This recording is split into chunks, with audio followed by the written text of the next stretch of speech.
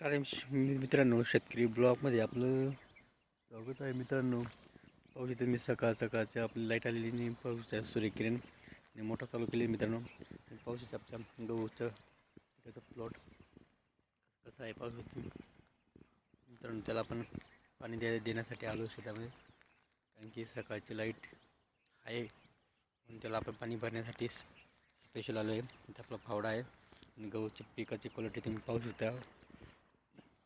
एकच number quality झालेली आहे. त्याला आपण सगळं काही आपलं जे काय असतात खतं वगैरे फवारणी वगैरे जे काय असेल ते आपण सगळं वेळेवर दिलेलं आहे. मित्रांनो, आता फक्त त्याला पाणी भरायचंच काम चाललं आहे. आपलं रोजचं पाणी भरणं खूप गरजेचं असतो. त्याला आठवड्यात एकदा पाणी आपण देत असतो नेहमी, तसं पाणी भरायचं काम चालू आहे. मित्रांनो, आणि त्याला पाणी दिलं तर त्याची वाढ आणि त्याचे दाणे पण चांगले येतील.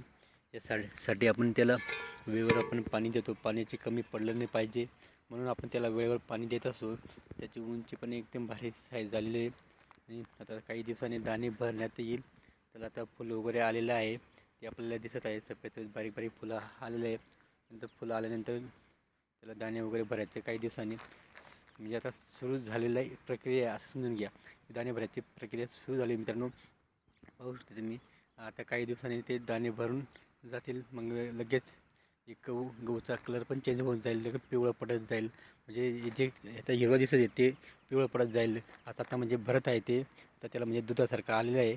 नंतर ते पूर्ण दाणं भरले की सगळे गहू असं पिवळं पिवळं दिसत जाईल. मित्रांनो, असं गहूची क्वालिटी सारखी चेंज होत राहते. मित्रांनो, व्हिडिओ आवडले तर लाईक शेअर कमेंट करा. आमच्या चॅनल सबस्क्राईब करा. जय जवान जय किसान. मित्रांनो.